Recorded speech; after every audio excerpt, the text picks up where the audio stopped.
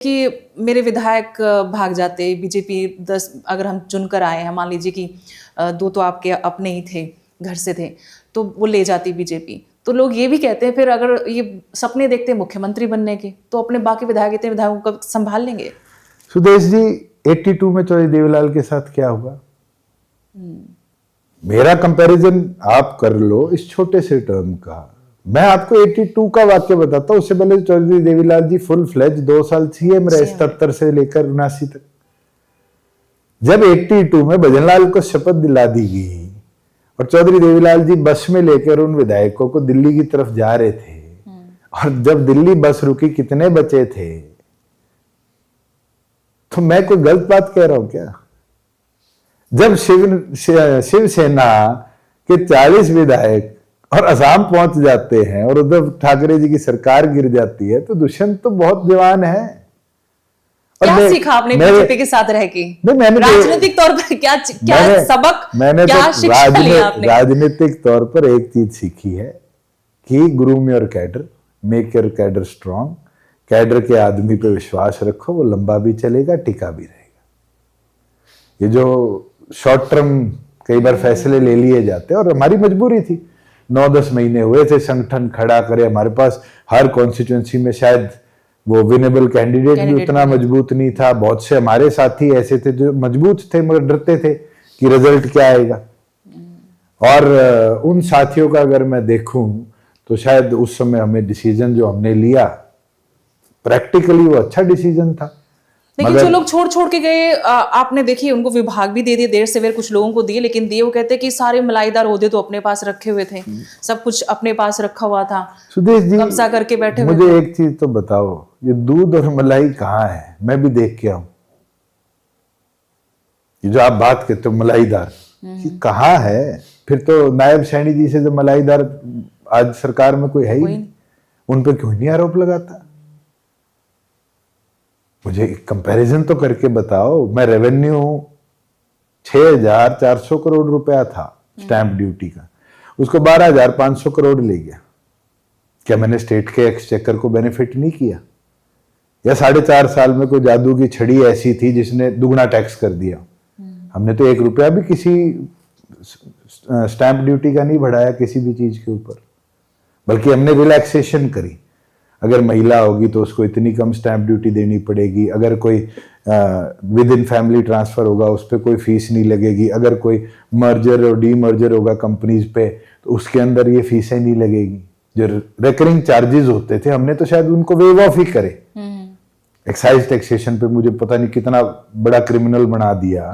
कोई मेरे नाम पे एक एफआईआर है? नहीं, ऐसा क्यों हुआ? आपने पंचायतों को छेड़ा, वहां पर सरपंच नाराज हो गए, आड़ती नाराज कर लिया। अब आप सरपंच की बात करते हो, मैं आता हूं सरपंच पे। आज सरपंच का काम गली बनाना नहीं है, जैसे मुख्यमंत्री का काम सड़क बनाना नहीं है। ये काम ठेकेदार करते आए हैं, करते रहेंगे। पारदर्शी बनाने के लिए हमने कदम उठाया कि सरपंच टेंडर करे और ठेकेदार काम करे, और उसमें हमें फायदा भी हुआ। जो 130-40% पे काम होते थे वो 80% पे होने लगे, बिलो कॉस्ट रिजल्ट आ गया। मगर पता नहीं किस तरह की एक मूवमेंट शुरू हुई कांग्रेस के कुछ साथियों द्वारा, और जिसमें भूपेंद्र हुड्डा का भी नेतृत्व इनको एक जगह मिला, और ये बना दिया गया कि पता नहीं सरपंचों की सारी ताकत छीन ली। अब मैं कई सरपंचों से मिला हूं रिसेंटली, वो कहते जी आपने ठीक कर रखा था। अच्छा, कारण क्या था? सड़क तो बनाए ठेकेदार, या नाली बनाए ठेकेदार, और कल उस पर इंक्वायरी हो तो सजा किसको मिले? सरपंच को। सरपंच की क्या गलती है? क्वालिटी चेक करने का काम पंचायती राज के एक्सीएन जेई का है, सरपंच को तो टेक्निकली पता भी नहीं। आप मुझे खुद बताओ कि भी गांव के अंदर ई लाइब्रेरी बननी है, 10 लाख रुपए आ गए। ई लाइब्रेरी के अंदर फर्नीचर तो खरीद के देगी कमेटी, जिसकी अध्यक्षता मुख्यमंत्री कर रहे हैं।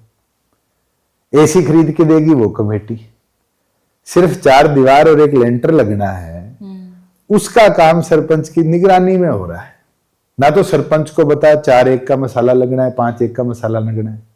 ना सरपंच को पता ईंट 6,000 रुपए वाली आ रही है, 9,000 रुपए वाली है, 1 या 2 नंबर की आ रही है। जो कुछ लगता है, जैसे लगता है और जैसे बन जाता है। कल कोई गांव का एक आदमी आरटीआई लगा के कह दे जी सरपंच ने 4-1 की बजाय 5-1 का मसाला लगाया है और 2 नंबर की ईंट लगाई है, पूरी इंक्वायरी होगी। ठेकेदार कहीं दोषी नहीं है, ठेकेदार अपना काम किया और पार निकल जाएगा। फंसेगा कौन? सरपंच। गांव का मुख्यमंत्री है। आज ऐसे ऐसे केसेस हैं जहां पर पता नहीं सरपंचों को प्रताड़ित करने के लिए सत्ता पक्ष ने कैसी कैसी एफआईआर करवा दी। और हमने वो केस भी देखे हैं जब 2017-18 में सरपंच गांव की ये पढ़ी लिखी योजना के बाद महिलाएं बन गई। एक पलवल जिले का केस था, डीसी से परमिशन ली कि 1 एकड़ की मिट्टी उठानी है और भरत करवानी है, और डीसी ने उसमें 3 फुट मिट्टी उठाने की परमिशन दे दी पंचायत की जमीन से, दूसरी जमीन की भरत की। और उस सरपंच के हस्बैंड ने सरपंच की ओर से 13 एकड़ बाय 7 फुट अच्छा मिट्टी बेच दी एनएचएआई को और अपने खाते में पेमेंट ले ली करोड़ों रुपए। अब उसको सजा मिलनी चाहिए या बेचारे जिसने 1/4 1/5 मसाले के डिफरेंस का जिसको नहीं पता था उसको सजा मिलनी चाहिए? मैंने कुछ बुरा किया? मैंने तो उनके लिए योजना बनाई कि जनसंख्या के हिसाब से उनको सरकार के आगे हाथ ना मानना पड़े। एसएफसी जो स्टेट फाइनेंस कमीशन का पैसा होता है ऑटोमेटिकली उनके खाते में पहुंच जाए, और पहुंचा। हमने 1250 रुपया 1.5 साल तक दिया और फिर उसको 2,000 रुपए करके 2 किस्तें भी दी।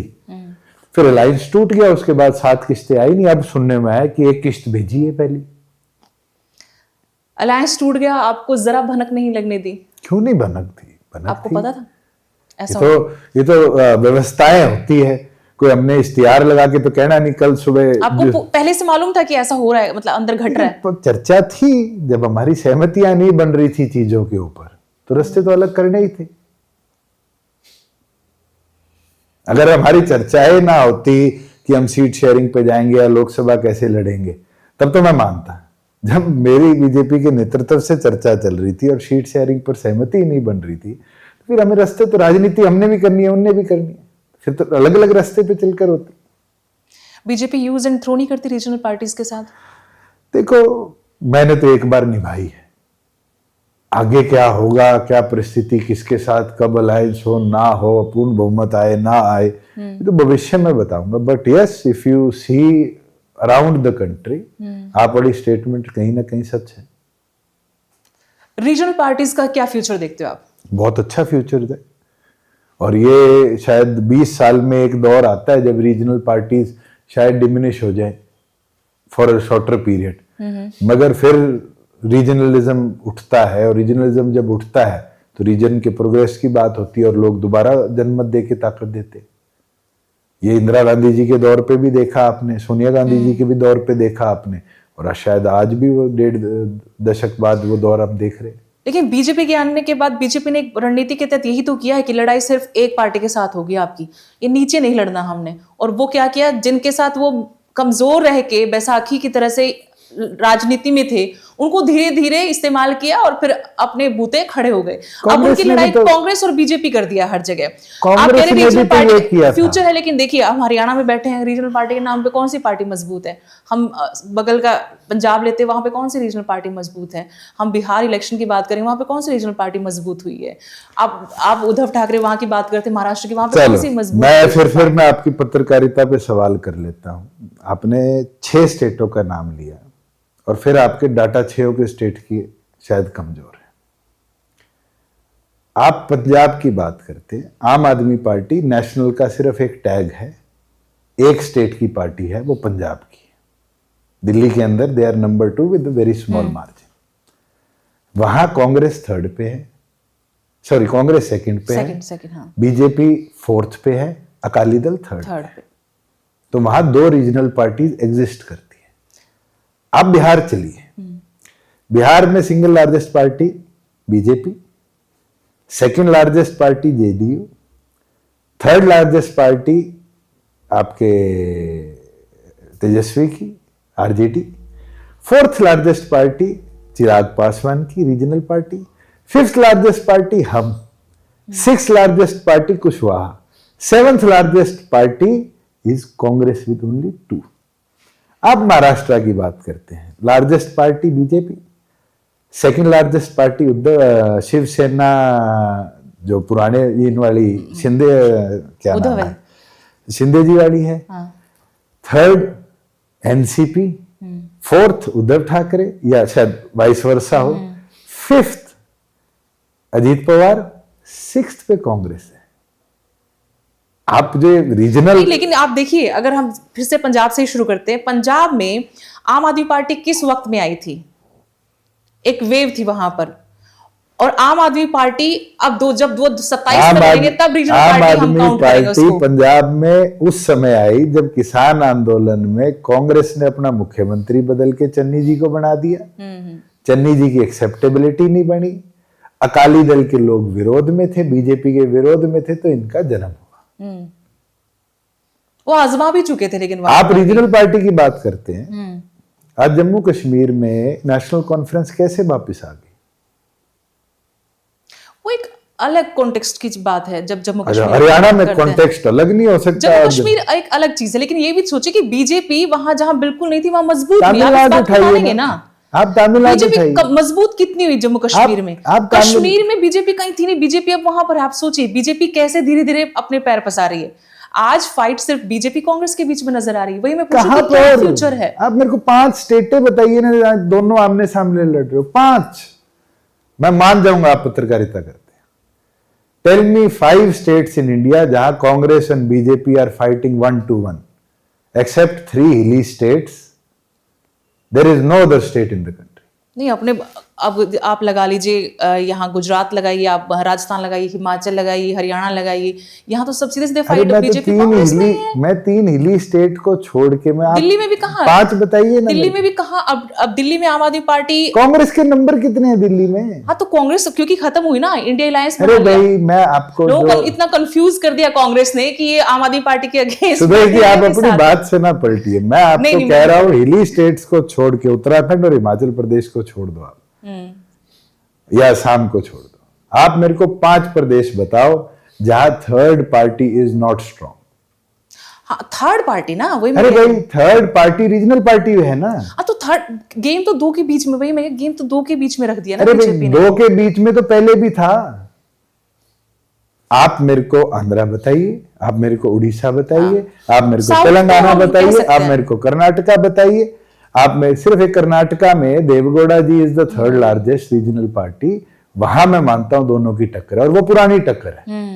Deve Gowda ji used to always take advantage, भी इनके साथ या इनके साथ। उसके सिवाय जहां पर रीजनल पार्टी एग्जिस्ट करती थी, आज भी एग्जिस्ट करती है।